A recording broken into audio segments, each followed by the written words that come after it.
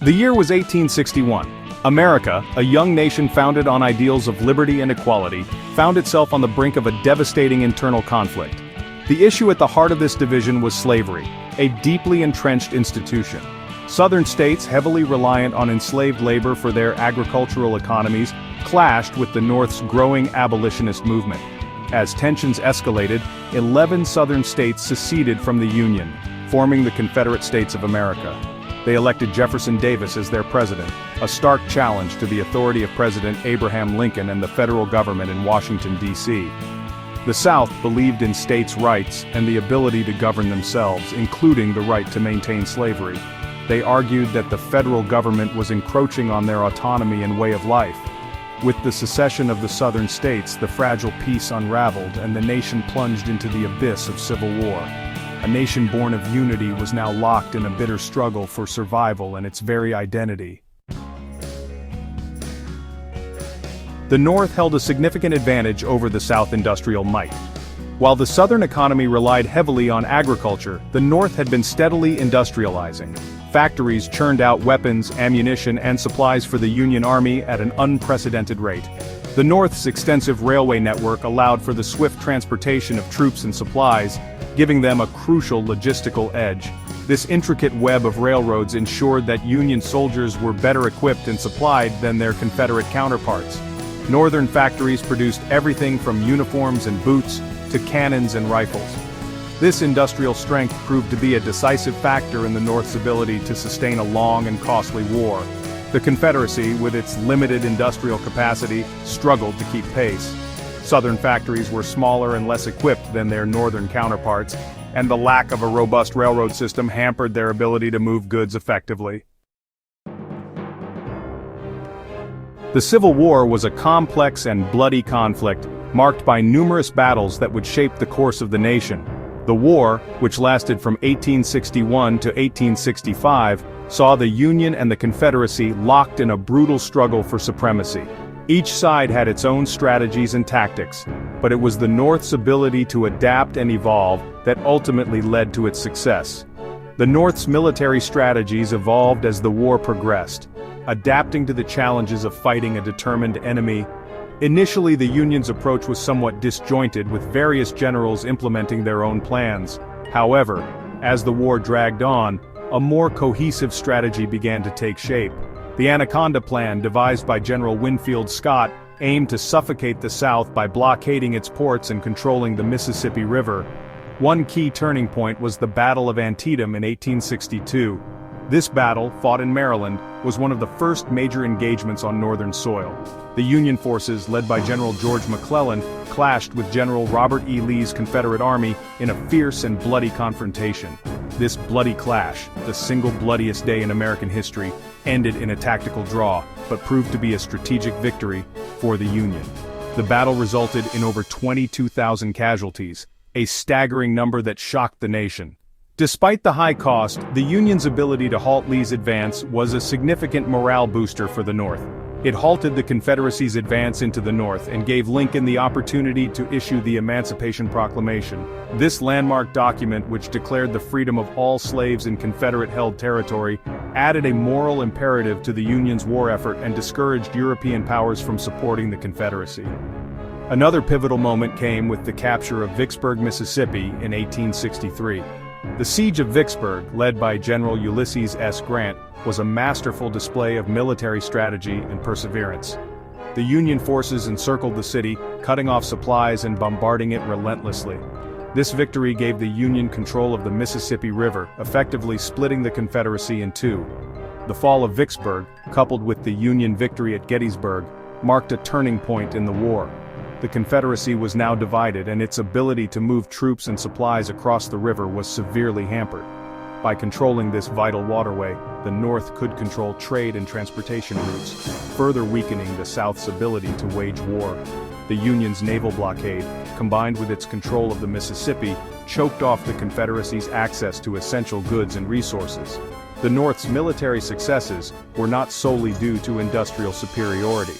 While the Union's industrial base provided a significant advantage in terms of weapons, supplies, and transportation, it was the effective use of these resources that made the difference.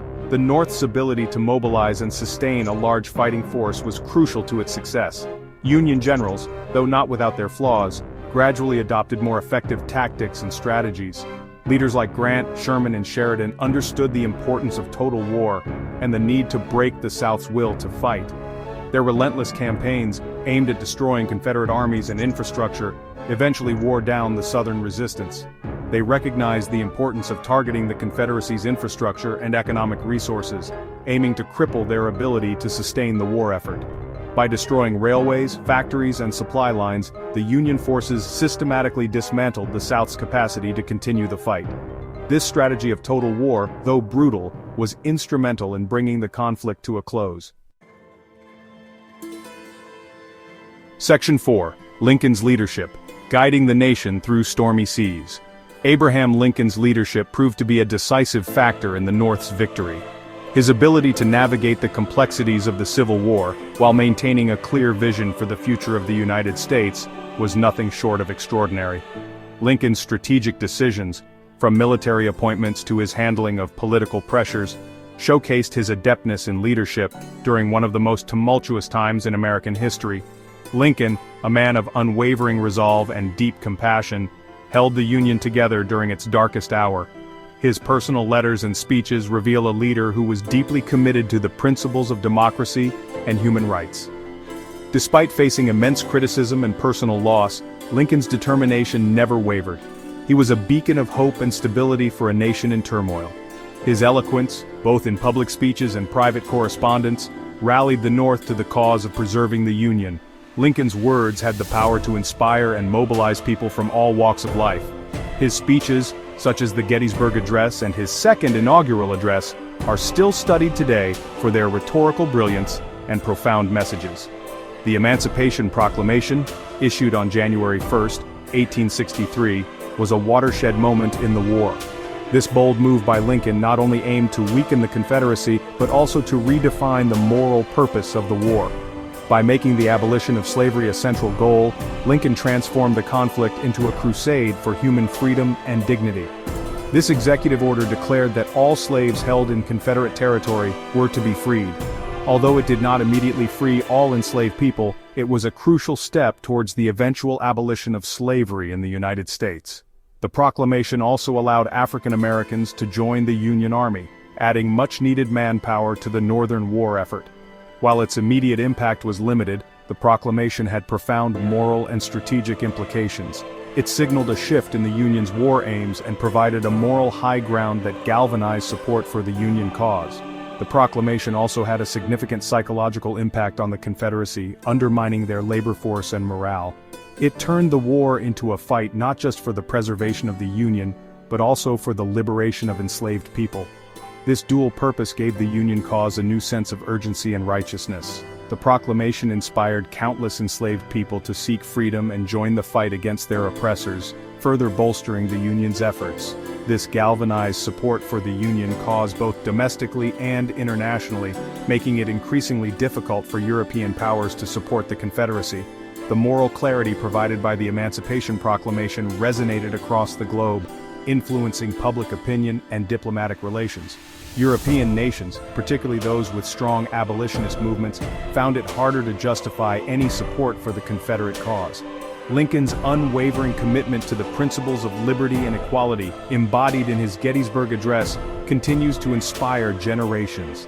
Delivered during the dedication of the Soldiers' National Cemetery in Gettysburg, this brief but powerful speech redefined the purpose of the war and the meaning of American democracy. Lincoln's words, "Government of the people, by the people, for the people," have become a timeless reminder of the nation's democratic ideals. He understood that the war was not just about preserving a nation, but about defining what kind of nation it would be. Lincoln's vision extended beyond the immediate conflict to the future of the United States. He believed in a nation where freedom and equality were not just ideals but realities for all its citizens. His leadership during the Civil War set the stage for the country's ongoing struggle to live up to those principles. Section 5. The Atlantic Wall, Blockades and the Confederacy's Struggle. The Union's control of the seas played a crucial role in strangling the Confederacy's war effort. With a superior naval force, the Union was able to implement a comprehensive blockade strategy that aimed to suffocate the Southern economy and war capabilities. The North's superior navy imposed a blockade on Southern ports, effectively cutting off the Confederacy's ability to trade with the outside world. This blockade was not just a physical barrier, but a strategic move to isolate the South from international support and resources. This blockade, known as the Anaconda Plan, tightened its grip over time, severely limiting the South's access to essential goods, weapons, and supplies. The plan was named for its intention to constrict the Confederacy much like an anaconda snake would squeeze its prey. The Confederacy, heavily reliant on cotton exports to finance the war, found its economy crippled by the blockade. Cotton, often referred to as King Cotton, was the South's primary economic driver, and without the ability to export it, the Southern states faced severe financial difficulties. The blockade also prevented the Confederacy from securing foreign aid. Southern diplomats worked tirelessly to gain support from European powers, but the Union's naval dominance made it difficult for any substantial aid to reach the southern shores. European nations, though sympathetic to the South, were reluctant to challenge the Union's naval dominance. The risk of entering a conflict with the Union Navy was too great, and thus, European intervention remained limited to diplomatic gestures rather than tangible support. This effectively isolated the Confederacy, forcing them to fight a war of attrition with dwindling resources. Confederate soldiers often faced shortages of food, ammunition, and medical supplies, which severely impacted their ability to sustain prolonged military campaigns. The South's efforts to break the blockade, including the use of blockade runners and experimental submarines, proved largely ineffective. While some blockade runners managed to slip through, the overall impact was minimal, and the Union Navy's control remained largely unchallenged. The Union's control of the seas tightened its grip, slowly suffocating the Confederacy's ability to sustain a prolonged conflict. The blockade's success was a testament to the Union's strategic planning and naval superiority, which played a pivotal role in the eventual downfall of the Confederacy.